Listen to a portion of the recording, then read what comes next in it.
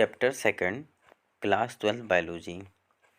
Sexual reproduction in flowering plant, मतलब लैंगिक जनन पौधों में। Sexual reproduction is the process of fusion of male and female gamete. Sexual reproduction या लैंगिक जनन एक प्रक्रिया होती है जिसमें मेल और फीमेल गैमेट या युग्म एक रिजल्ट देते हैं। उस रिजल्ट को हम बोलते हैं zygote. Sexual reproduction is the process of fusion of male and female. Sexual reproduction के अंदर एक प्रोसेस होती है जिसमें फ्यूजन होता है मेल और फीमेल गैमेट का, जिससे रिजल्ट आता है प्रोडक्शन ऑफ डिप्लॉइड, यानी fusion of male gametes haploid है और फीमेल गैमेट हैप्लॉइड है, और मेल और फीमेल हैप्लॉइड गैमेट मिलकर डिप्लॉइड गैमेट बन जाते हैं। तो क्या होगा? Sexual reproduction is the process of fusion of mail and female gamete resulting in the production of a diploid zygote which ultimately develop into a new organism। मतलब जो sexual reproduction होता है फ्लावर के अंदर, उसमें मेल और female gamete involve होते हैं। इनके इन्वॉल्वमेंट से या इनके हैप्लॉइड से रिजल्ट क्या होता है? फ्यूज होने के बाद डिप्लॉइड हो जाता है, और डिप्लॉइड होने के बाद एक न्यू ऑर्गेनिज्म प्रोड्यूस होता है, या न्यू प्लांट या न्यू सीड प्रोड्यूस होती है। All flowering plant show sexual reproduction, मतलब सभी फ्लावरिंग जो प्लांट है वो क्या करते हैं? सेक्सुअल रिप्रोडक्शन शो करते हैं। अब फ्लावर क्या होता है? Flower are the site of sexual reproduction in flowering plant. मतलब जो फ्लावर है वो क्या है? साइट है किस चीज़ के लिए?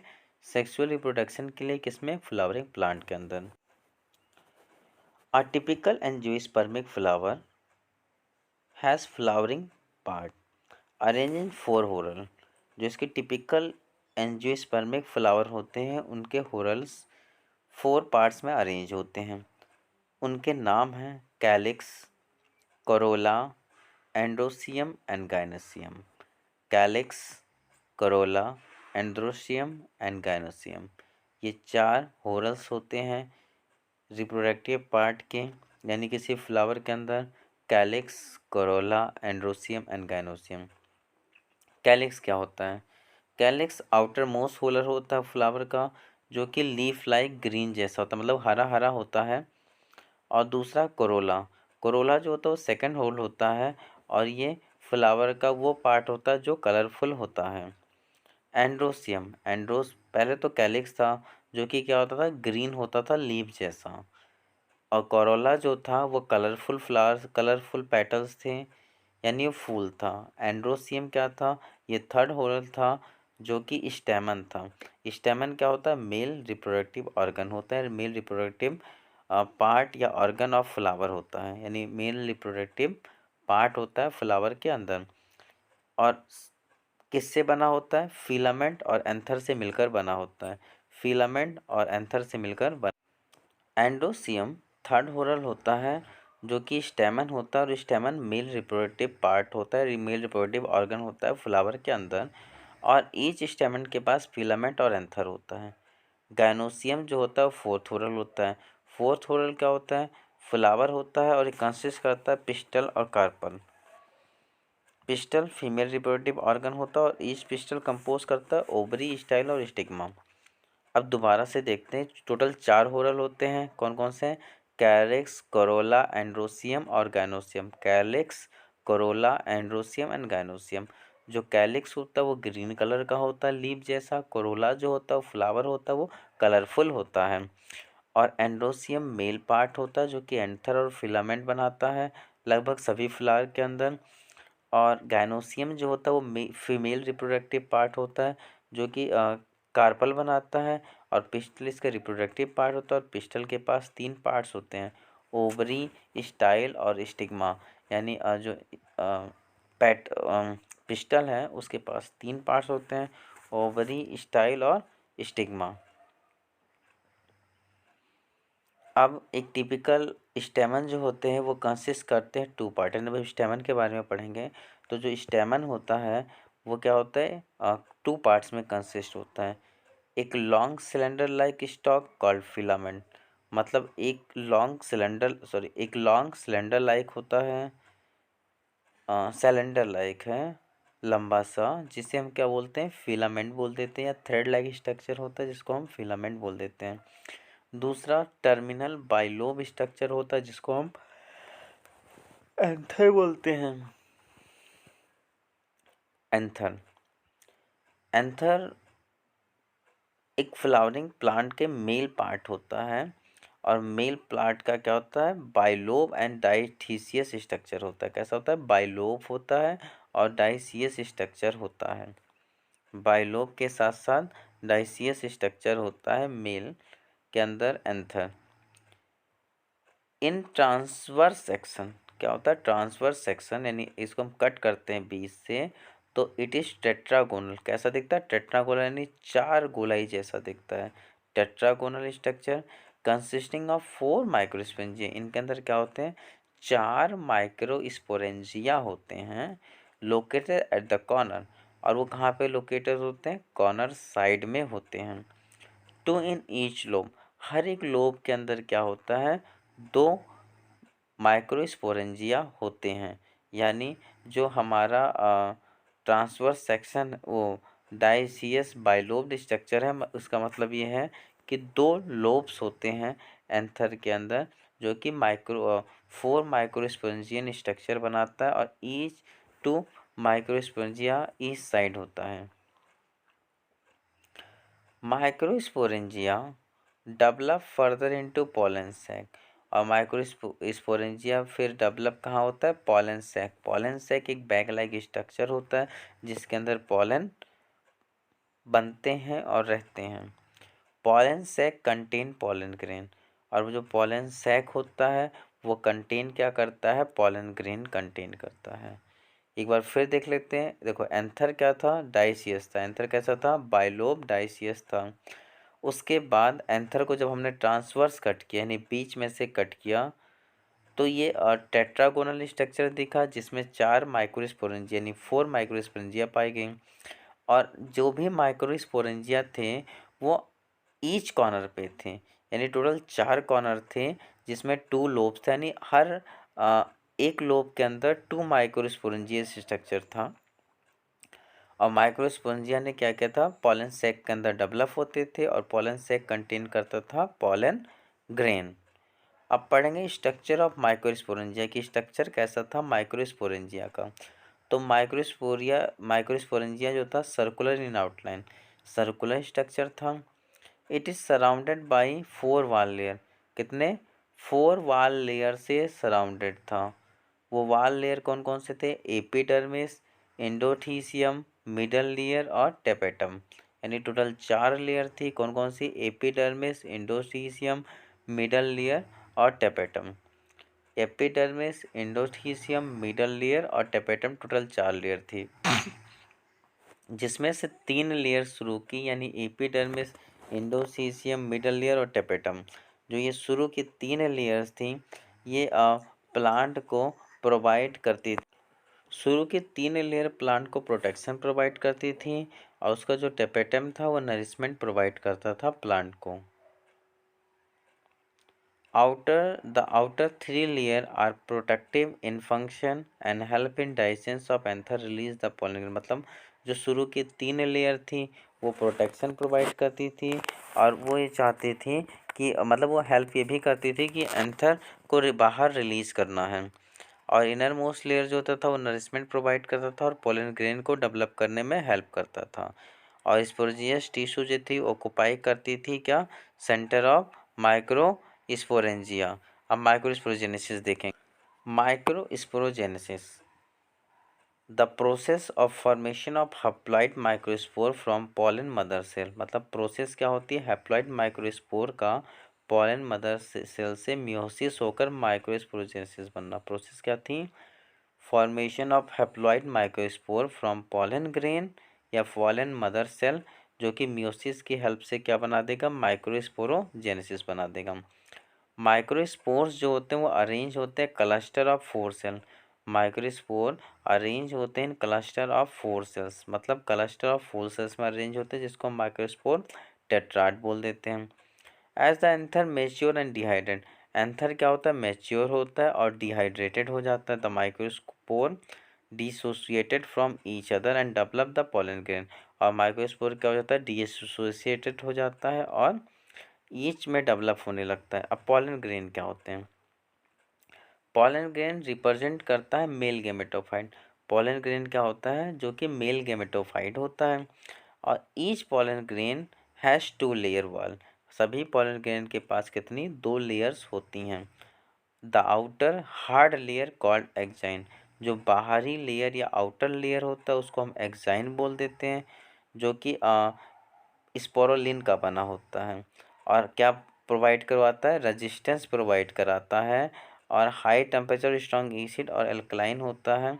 इसके पास कोई एंजाइमेटिक नहीं होता to degradable sporopollenin. The region on exine, यानी एक्साइन जो रीजन है where the sporopollenin is absent, वहाँ पे स्पोरोलिन क्या होता है? अब्सेंट होता है, कॉल्ड जर्म पोर। उसे हम क्या बोल देते हैं? जर्म पोर बोल देते हैं। It help in formation of pollen tube. और ये हेल्प क्या करता है? फॉर्मेशन ऑफ पोलन ट्यूब में। और इनर वॉल लेयर जो होता है वो थिन होता है, जिसे हम इंटाइन बोल देते हैं। और कंपोज करता है सेलुलोज एंड पैक्टिन। तो जो इनर वॉल लेयर होता है वो क्या होता है? थिन होता है और वो कंपोज करता है सेलुलोज और पैक्टिन। जो मैच्योर पोलन ग्रेन्स होते हैं वो 2 सेल्स कंटेन करते हैं। एक वेजिटेटिव सेल होता है और दूसरा जनरेटिव सेल। यानी जब मैच्योर हो जाता है पोलन ग्रेन तो उसके पास 2 सेल्स हो जाती हैं, एक वेजिटेटिव सेल और दूसरा जनरेटिव सेल। जो वेजिटेटिव सेल होता है वो बिगर होता है, अबंडेंट फूड रिजर्व होते हैं, लार्ज इरेंगुलर शेप न्यूक्लियस होता है। वेजिटेटिव सेल कैसा होता है? बड़ा होता है, अबंडेंट फूड मटेरियल होते हैं और लार्ज इरेंगुलर शेप न्यूक्लियस होता है। जनरेटिव सेल जनरली स्मॉल होता है, फ्लॉट करता है साइटोप्लाज्म के अंदर। तो जनरेटिव सेल क्या होता है? स्मॉल होता है और फ्लॉट क्या करता है? साइटोप्लाज्म के अंदर इन वेजिटेटिव सेल में। अबाउट 60% एंजियोस्पर्म, लगभग 60% angiosperm pollen grain are shed at this 2 cell stage. लगभग 60% जो पोलन ग्रेन्स होते हैं वो किस में जाते हैं? 2 सेल स्टेज के अंदर जाते हैं। It is remaining species the generative cell divide mitotically to give rise 2 male gamete. मतलब फिर क्या होता है? इनमें माइटोटिकल डिवीजन होता है, जिसकी वजह से ये 2 मेल गैमेट होता है before pollen grain are shed. जब तक वो पोलन ग्रेन सेट होता है, नहीं 3 सेल स्टेज आने से पहले पहले इनमें ये चेंजेस होता है। तो सबसे पहले क्या था? पोलन ग्रेन एक मेल गैमेटोफाइट था जिसके पास 2 लेयर थी, एक एक्साइन थी और दूसरी इंटाइन थी। एक्साइन स्पोरोलिन की बनी थी जो कि मोस्ट रेजिस्टिव मटेरियल था, जिसके पास strong high temperature acidic alkaline था और नो एंजाइम डिग्रेडेबल था। जो एक्साइन रीजन था उसमें स्पोरोलिन होता था और कोई भी जर्मपोल नहीं होते थे, जर्मपोल अब्सेंट होते थे। हेल्प करती थी पोलन ट्यूब बनाने में। इनर लेयर को थिन होती थी जिसको हम इंटाइन बोल देते थे, और वो इनर लेयर जो इंटाइन थी वो सेलुलोज और पैक्टिन की बनी हुई थी। पोलन ग्रेन्स के पास 2 सेल्स होते थे जब वो मेच्योर हो जाते थे। पहले का नाम वेजिटेटिव था और दूसरे का नाम जनरेटिव सेल था। तो जो वेजिटेटिव सेल था वो साइज में बड़ा होता था, यानी बिगर होता था, और उसके पास abundant food reserve and large regular shape nucleus होता था। जबकि जो जनरेटिव सेल होता था वो स्मॉल होता था और फ्लॉट करता था साइटोप्लाज्म के अंदर, जिसे हम वेजिटेटिव सेल बोल देते थे। 60% जो एंजियोस्पर्म होते थे वो पोलन ग्रेन सेट होते थे 2 सेल स्टेज के अंदर इन द रिमेनिंग स्पीसीज। और बाकी बची हुई जो रिमेनिंग स्पीसीज होती थी उसमें जनरेटिव सेल डिवाइड होता था माइटोटिकली इन अ 2 मेल गैमेट के अंदर, जिसे हम 3 सेल बोल देते थे या 3 सेल स्टेज बोलते थे। Gynoecium, the gynoecium represent the male reproductive part of flower. तो जो गाइनोसियम होता था वो रिप्रेजेंट करता था मेल रिप्रोडक्टिव फ्लावरिंग प्लांट को। अ फ्लावर में बी मोनोकार्पलरी, मतलब जो फ्लावर होते थे वो 1 पिस्टल होता था जिनके पास, उसको मोनोकार्पल बोलते थे। और मल्टी होता था जिनके पास, उनके पास मोर देन 1 पिस्टल हम मान के चलते थे कि जिनके पास मल्टी है वो मोर देन 1 पिस्टल वाले हैं। पिस्टल में भी सिन कार्पस, पिस्टल ऐसे भी हो सकते थे जो सिन कार्पस यानी फ्यूज हों, और एपोकार्पस यानी फ्री हों, जो फ्यूज नहीं होते थे उसे हम एपोकार्पस बोल देते थे, और जो फ्यूज होते थे उसे हम सिन कार्पस। और ईच पिस्टल के पास 3 पार्ट्स होते थे, यानी हर एक पिस्टल के पास 3 पार्ट्स होते थे, स्टिग्मा, स्टाइल और ओवरी। स्टिग्मा, स्टाइल और ओवरी।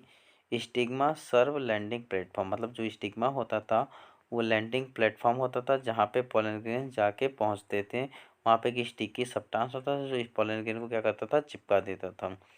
और स्टाइल जो होता था वो इलोंगेटेड पार्ट होता था जिसे हम पोलन ट्यूब भी बोलते थे, जिसमें से स्टिग्मा से होता हुआ पोलन ट्यूब से अंदर चला जाता था। स्टाइल इलोंगेटेड सिलेंडर पार्ट होता था beneath the stigma. The basal bulge part, जो नीचे या बॉटम का पार्ट होता था वो ओवरी होता था और ओवरी के अंदर ओव्यूल होता था। Placenta is located inside ovarian cavity, जिसे मेगास्पोरेंजियम बोल देते थे, commonly called as ovule from the placenta. तो सबसे पहले गाइनोसियम पढ़ा। गाइनोसियम को पिस्टल बोलते थे और पिस्टल एक रिप्रोडक्टिव पार्ट था और इसके पास दो टाइप के फ्लावरिंग पार्ट थे, एक मोनोकार्परी और एक मल्टीकार्परी। मोनोकार्परी यानी सिंगल पिस्टल और मल्टी मतलब more than one pistol. Pistol syncarpous भी थे और एपोकार्पस भी थे। यानी सिनकार्पस मतलब फ्यूज करते थे एक दूसरे को और एपोकार्पस वाले वो थे जो फ्री थे। और ईच पिस्टल के पास 3 पार्ट्स था, स्टिग्मा, स्टाइल और ओवरी। स्टिग्मा लैंडिंग प्लेटफॉर्म होता था पोलन ग्रेन का, जिसके पास स्टिकी सब्सटेंस होता था, पोलन को होल्ड करके रखता था।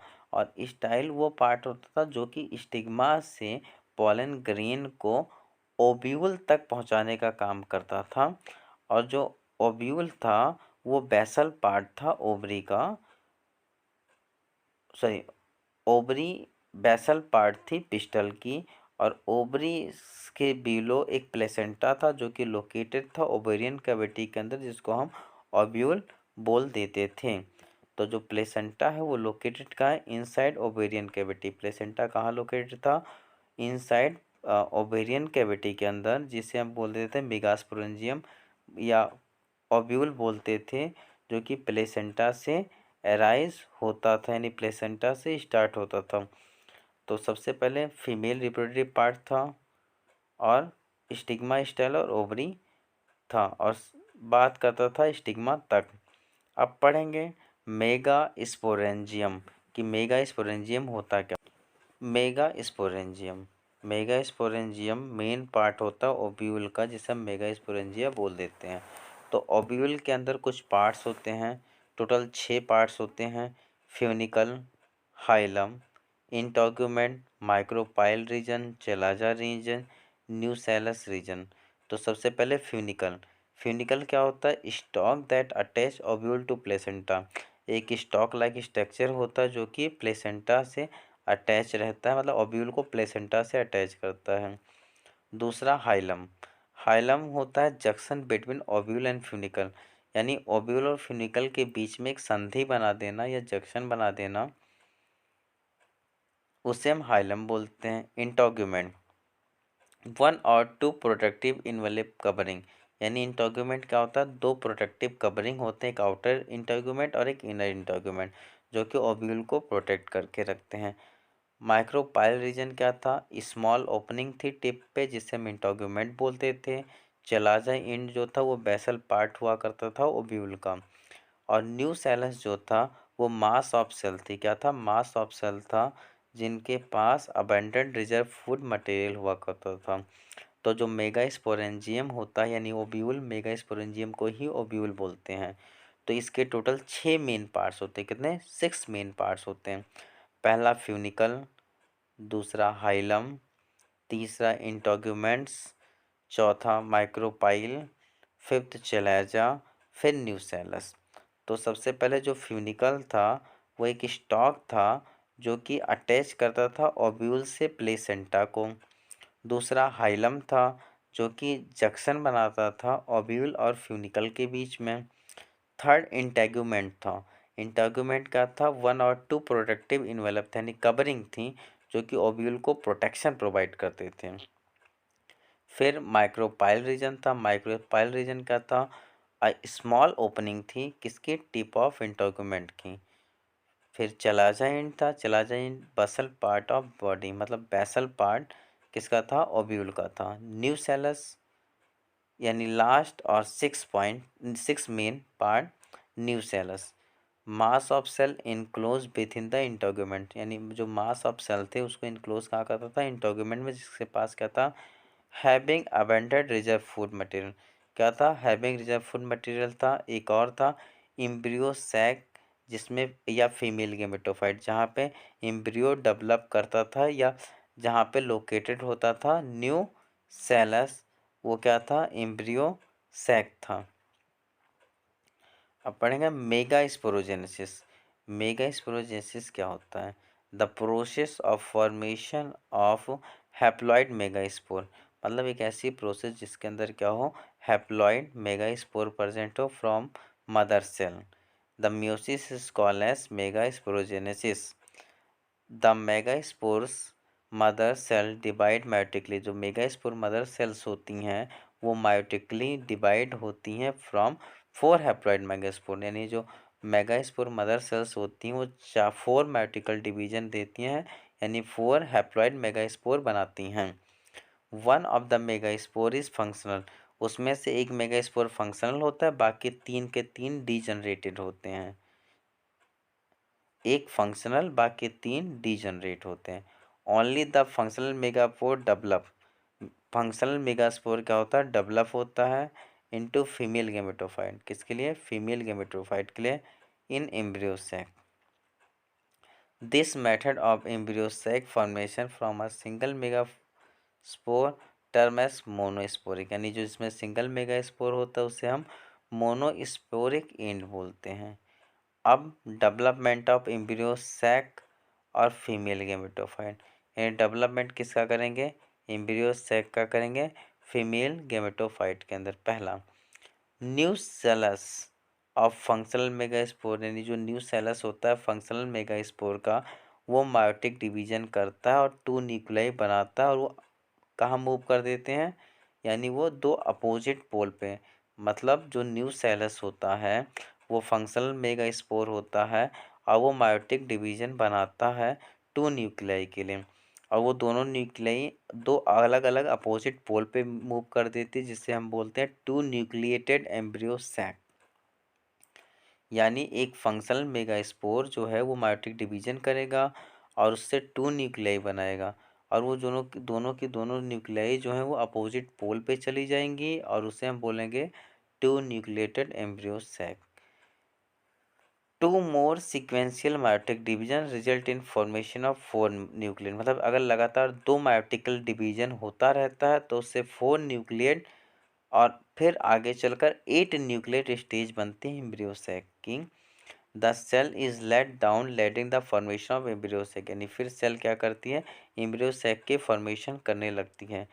अब स्ट्रक्चर ऑफ एम्ब्रियो सैक क्या होता है, तो एम्ब्रियो सैक के स्ट्रक्चर में एग एपरेटस होता है, एंटीपोडल रीजन होता है और सेंट्रल सेल होते हैं। टोटल 3 रीजन होता है, एग एपरेटस, एंटीपोडल रीजन और सेंट्रल रीजन। तो अगर एग एपरेटस की बात करें तो एग एपरेटस वो रीजन होता है जो कि माइक्रोपाइलर रीजन के पास प्रेजेंट होता है, जिसके पास 2 सिनग्रिड और एक एग सेल होती है। यानी एग एपरेटस कहाँ प्रेजेंट है, माइक्रोपाइलर रीजन के पास, जिसके पास 2 सिनग्रिड्स हैं और एक एग सेल प्रेजेंट है। एंटीपोडल रीजन सेकंड है, जो कि क्या करती है, 3 सेल कंसिस्ट करती है, कहाँ पे, चला जाए एंड में, चला जाए एंड पर क्या करती है, एंटीपोडल 3 सेल कंसिस्ट करती है। Central cell, it has 2 polar nuclei, यानी सेंट्रल सेल क्या होती है, जिसके पास पोलर न्यूक्लियाई होगा उसे हम क्या बोलेंगे, सेंट्रल सेल बोलेंगे। तो क्या था, स्ट्रक्चर ऑफ एम्ब्रियो सैक के अंदर 3 पार्ट थे, एक एग एपरेटस था, दूसरा एंटीपोडल और तीसरा सेंट्रल। जो एग एपरेटस था वो माइक्रोपाइलर एंड पे होता था और उसके पास 2 सिनग्रिड और एक एक्सेल होती थी, जबकि जो सेकंड एंटीपोडल था वो प्रेजेंट था चला जाए एंड पे, जिसके पास 3 सेल्स होती थी, और जो सेंट्रल सेल था वो क्या करता था, 2 पोलर न्यूक्लियाई कंसिस्ट करता था। अब आते हैं पॉलिनेशन। पॉलिनेशन, द ट्रांसफ़र या process of the transfer of pollen grain from anther to stigma, anther से स्टिग्मा तक पहुँचाने की प्रोसेस को हम पॉलिनेशन बोलते हैं। The transfer of pollen grain from anther to stigma of a pistil is called as pollination. मतलब transfer होगा पॉलन ग्रेन का एंथर से स्टिग्मा पे, इस पिस्टल को हम पॉलिनेशन कहेंगे। अब कुछ पॉलिनेशन के टाइप होते हैं, यानी काइंड ऑफ पॉलिनेशन होता है। पहला है ऑटोगैमी। ऑटोगैमी क्या होता है? Transfer of pollen grain from one anther to stigma. मतलब इसमें क्या होता है कि ट्रांसफ़र पॉलन ग्रेन्स का होगा एक एंथर से स्टिग्मा पर सेम फ्लावर के अंदर। अगर सेम फ्लावर के अंदर एक पॉलन ग्रेन का एंथर से स्टिग्मा में हो रहा है तो ये होते हैं वायोला या ऑक्सैलिस। दो एग्जाम्पल है इसके, वायोला या ऑक्सैलिस। दूसरा जिटनोगैमी। जिटनोगैमी जो होते हैं उनमें पॉलन ग्रेन्स जो होते हैं वो अदर फ्लावर में होता है। मतलब transfer of pollen grain from anther to the stigma of another flower of the same plant. मतलब सेम प्लांट होगा पर फ्लावर्स अलग अलग होंगे। इसका एग्जाम्पल कुकर बिट्स हैं। जीनोगैमी। जीनोगैमी के अंदर transfer of pollen grain from anther to stigma. Xenogamy के अंदर फ्लावर में ट्रांसफ़र कहाँ होता है?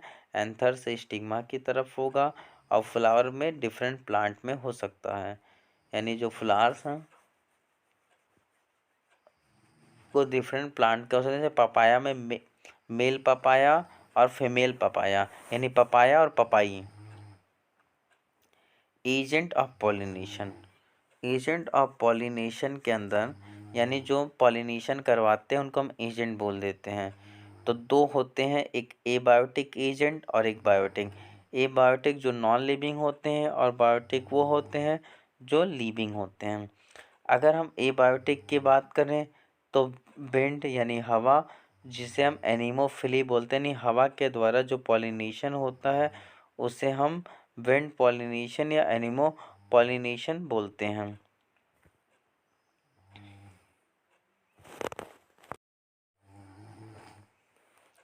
एनिमो पॉलिनेशन, विंड के अंदर एनिमो पॉलिनेशन होता है और वाटर के थ्रू हाइड्रोफिली होता है।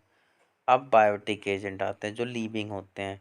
उसमें इंसेक्ट होता है, इंसेक्ट इंटेमोफिली देता है, बर्ड्स और इंथोफिली है, और बैट चीरोपेट्रोफिली है, और मैमल्स जो हैं वो जूफिली हैं। मतलब जो बायोटिक एजेंट होते हैं उसमें इंसेक्ट होता है तो इस इंसेक्ट को हम एंटेमोफिली बोल देते हैं, बर्ड्स को हम ऑरिन्थोफिली बोलते हैं, बैट्स को चिर्टोपेट्रोफिली बोलते हैं और मैमल्स को जूफिली। मतलब एजेंट ऑफ पॉलिनेशन होते हैं वो दो टाइप के होते हैं, एक एबायोटिक एजेंट और दूसरा होता है बायोटिक एजेंट। और एबायोटिक होने के कारण जो एबायोटिक एजेंट होता है वो दो पार्ट्स में डिवाइड हो जाता है, एक विंड में और एक वाटर में। तो विंड वाले को हम एनिमोफिली बोल देते हैं और वाटर वाले को हाइड्रोफिली बोल देते हैं। अब अगर बायोटिक की बात करें तो बायोटिक के अंदर जो इन चार पार्ट्स डिवाइड होता है, एक इंसेक्ट के लिए, बर्ड्स के लिए, बैट के लिए और मैमल्स के लिए। इंसेक्ट, बर्ड्स, बैट और मैमल्स के लिए डिवाइड होता है।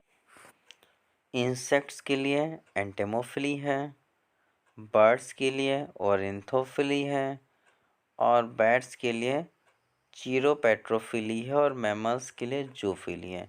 अगर हम देखें एडेप्टेशन इन फ्लावरिंग पॉलिनेशन के अंदर, एडेप्टेशन इन फ्लावरिंग पॉलिनेशन के अंदर तो पहला विंड पॉलिनेशन। विंड पॉलिनेशन के अंदर पॉलन ग्रेन जो होते हैं वो लाइट होते हैं, यानी हल्के होते हैं, नॉन स्टिक होते हैं, एंथर वेल एक्सपोज होते हैं और स्टिग्मा लार्ज और फेदरी होती है। एग्जाम्पल के लिए हम कॉर्न ले सकते हैं, ग्रासेस ले सकते हैं। अगर वाटर पॉलिनेशन की बात करें तो वाटर पॉलिनेशन के जो ग्रेन्स होते हैं वो लॉन्ग रिबन लाइक होंगे और जो पॉलन ग्रेन होंगे वो प्रोटेक्ट करेंगे किसको? म्यूसिलेज कवरिंग को, और प्रोड्यूस करेंगे large number of pollen grain. तो क्या करते हैं वाटर पॉलिनेशन में? लॉन्ग रिबन लाइक होते हैं, कवर या प्रोटेक्ट करते हैं म्यूसिलेज को, और large number of pollen grain इसमें प्रेजेंट होता है। थर्ड है इंसेक्ट पॉलिनेशन। इंसेक्ट पॉलिनेशन के अंदर जो फ्लावर्स होते हैं वो लार्ज होते हैं, कलरफुल होते हैं, उनमें फ्रेगनेंट होता है, फ्रेगनेंट महक की वजह से इंसेक्ट पहुंचता है। Rich in nectar, pollen grain and stigma और स्टिकी। इसके पॉलन ग्रेन और स्टिग्मा क्या होंगे? स्टिकी होंगे। अब आता है आउट ब्रीडिंग डिवाइसेस, यानी plant have many mechanism and device that promote cross pollination, मतलब प्लांट के बहुत सारे मैकेनिज्म और डिवाइसेस हैं जिससे हम क्या करा सकें, क्रॉस पॉलिनेशन करवा सकें। डाइकोगैमी, डाइकोगैमी एक मैकेनिज्म है जिसमें स्टिग्मा और एंथर मेच्योर हो जाते हैं और डिफरेंस होते हैं एक टाइम पर, जबकि हेट्रोस्टाइला है वह स्टिग्मा और एंथर को प्लेस करवा देती है डिफरेंट लेवल्स पे। और सेल्फ स्टेरिलिटी या सेल्फ इनकम्पेटिबिलिटी जो होती है, सेल्फ स्टेरिलिटी या सेल्फ इनकम्पेटिबिलिटी जो होती है उसमें जेनेटिक मैकेनिज्म होता है जिसमें प्रिवेंट करते हैं सेल्फ, यानी पॉलन जो होते हैं फर्टिलाइज होते हैं ओव्यूल से और इनहिबिट करते हैं पॉलन जर्मिनेशन को। और तीसरा चौथा होता है यूनिसेक्सुअल या डायोसियम, जिसमें प्लांट प्रोड्यूस करता है आइडर मेल या female flowering part. Artificial hybridization technique. Emasculation, emasculation मतलब होता है removal of anther from the bisexual flower, anther को रिमूव करना बाइसेक्सुअल फ्लावर से बिफोर एंथर मेच्योरिंग, मतलब एंथर के मेच्योर होने से पहले एंथर को रिमूव करना बाइसेक्सुअल फ्लावर से, उससे हम बोलते हैं मैस्कुलेशन। एंथर को रिमूव करना बिफोर मैच्योरेशन, मतलब मैच्योरेशन से पहले बाइसेक्सुअल फ्लावर के अंदर से, उसे हम मैस्कुलेशन बोलते हैं। बैगिंग, बैगिंग एक स्मैस्कुलेटेड फ्लावर कवर्ड विथ बैग, मतलब जो स्मैस्कुलेट करते हैं फ्लावर्स को उसे हम कवर करते हैं बैग से और प्रिवेंट करते हैं अनवांटेड पॉलिनेशन, मतलब अनवांटेड पॉलिनेशन ना हो इससे प्रिवेंट करते हैं, इसे हम बोलते हैं बैगिंग करना। Pollen pistol interaction, pollen pistol interaction जो होता है वो क्या होता है, all event from pollen deposition, मतलब ऑल इवेंट जो कि पॉलन डिपोजिशन करते हैं कहाँ पे, स्टिग्मा पे, और इंटर करते हैं ओव्यूल के पास ताकि पिस्टल इंट्रैक्शन हो सकें। उसमें क्या होता है, रिकॉग्नाइज ऑफ कंपेटिबल पॉलन, मतलब रिकॉग्नाइजेशन होता है कि क्या पॉलन ग्रेन कंपेटिबल है रिप्रोड्यूस करने के लिए। Second, germination of pollen grain and pollen tube growth, मतलब जर्मिनेशन क्या है पॉलन ट्यूब के और उसकी ग्रोथ क्या होगी पॉलन ट्यूब के अंदर। डबल फर्टिलाइजेशन, डबल फर्टिलाइजेशन के अंदर क्या होता है, double fertilization the pollen tube release two male gamete into embryo sac, मतलब इस केस में क्या होता है कि जो पॉलन ट्यूब होते हैं वो रिलीज करते हैं two male gamete embryo sac के अंदर। One of the male gamete fuse with egg from diploid zygote, यानी जो पहला मेल गैमेट होता है वो फ्यूज करता है एग को कहाँ, डिप्लॉयड जाइगोट के अंदर, जिसको हम सिनगैमी बोल देते हैं। और जो सेकंड होता है जो सेकंड होता है वो मेल गैमेट फ्यूज करता है टू पोलर न्यूक्लियाई, जो सेकंड होता है वो मेल गैमेट प्रोड्यूस करता है टू पोलर न्यूक्लियाई जो कि प्रोड्यूस करते हैं डिप्लॉयड एंडोस्पर्म, जिसे हम पेन बोल देते हैं, primary endospermic nucleus. At the whole involve fusion of male tetrad haploid nucleotide is termed as diploid fusion. The two type of fusion take place in embryo sac is called as double fertilization। इस तरह से जो fusion होता है उसे हम double fertilisation बोल देते हैं। टू न्यूक्लियाई होता है, वन जनरेट करता है और बाकी दूसरा पोलर न्यूक्लियाई की तरफ अटैच हो जाता है। पेन डेवलप करता है एंडोस्पर्म, जाइगोट डेवलप करता है एम्ब्रियो। अब post fertilization event, post fertilization event जो होते हैं वो चार टाइप होता है। Endospermic development, embryo development, maturation of ovule into seed, maturation of ovary into fruit. पहला क्या था, एंडोस्पर्म डेवलपमेंट करना, दूसरा था एम्ब्रियो डेवलपमेंट करना, तीसरा था maturation of ovule into seed, और फोर्थ है maturation of ovule ovary into fruit. तो सबसे पहले पढ़ेंगे एंडोस्पर्म। एंडोस्पर्म क्या होता है, ये प्राइमरी एंडोस्पर्म सेल होती है जो कि डिवाइड होती है रिपीटेडली फ्रॉम ट्रिप्लॉइड एंडोस्पर्म से। कहाँ डेवलप डिवाइड होती है, ट्रिप्लॉइड एंडोस्पर्म टिश्यू से। एंडोस्पर्म टिश्यू जो होते हैं फिल्ड होते हैं रिजर्व फूड मटेरियल से, जो यूज करते हैं न्यूट्रिशन ताकि डेवलप हो सके हमारा एम्ब्रियो, यानी प्लांट का एम्ब्रियो डेवलप हो सके, इसलिए क्या करते हैं मटेरियल से न्यूट्रिशन लेते रहते हैं। ये दो प्रकार के होते हैं, एक फ्री न्यूक्लियर टाइप, दूसरा cellular type. Non albuminous seed endosperm जो होते हैं कम्प्लीटली यूटिलाइज होते हैं बिफोर मैच्योरेशन के लिए, एग्जांपल पी प्लांट है और ग्राउंड नट है। एल्बुमिनस सीड्स जो होते हैं वो पोर्शन है एंडोस्पर्म का, रिमेन मैच्योर सीड है, एग्जांपल व्हीट और मेज है। एम्ब्रियो डेवलपमेंट कैसे होता है? जायगोट जो होते हैं वो डिवाइड होते हैं माइटोसिस और गिव करते हैं rise to pro embryo and subsequently to the globular heart and shape mature embryo. A typical dicotyledonous embryo consists of two cotyledons and embryonic axon। यानी जो टिपिकल डाइकोटिलेडनस एम्ब्रियो होता है वो कंसिस्ट करता है two cotyledons and embryonal axis between them. The part of embryonal axis above the level of cotyledonous is epicotyle, which become plumule. The part of embryonal axis below the level of cotyledonous is hypocotyle, which become radical. Radical यानी root portion. Monocot embryo consists of only one cotyledonous, which is termed as sectellum. Embryo axis has radicle on its lower end. It covers a sheet called as coleregia. Plumule is covered by coleoptile. Seed. Seed is fertile ovule. Seed जो fertilise ovule होता है, seed के पास कंसेट होता है, seed coat होता है, hilum होता है, माइक्रोपाइल होता है, कोटिलीडन होता है, रेडिकल होता है और प्ल्यूम्यूल होता है। तो सीड के पास टोटल 6 पार्ट्स होते हैं। एक सीड कोड है, दूसरा हाइलम है, माइक्रोपाइल रीजन है, कोटिलीडन रीजन है और एम्ब्रियो सैक है, रेडिकल रीजन है, प्ल्यूम्यूल रीजन है। सीड फर्टिलाइज ओव्यूल होता है।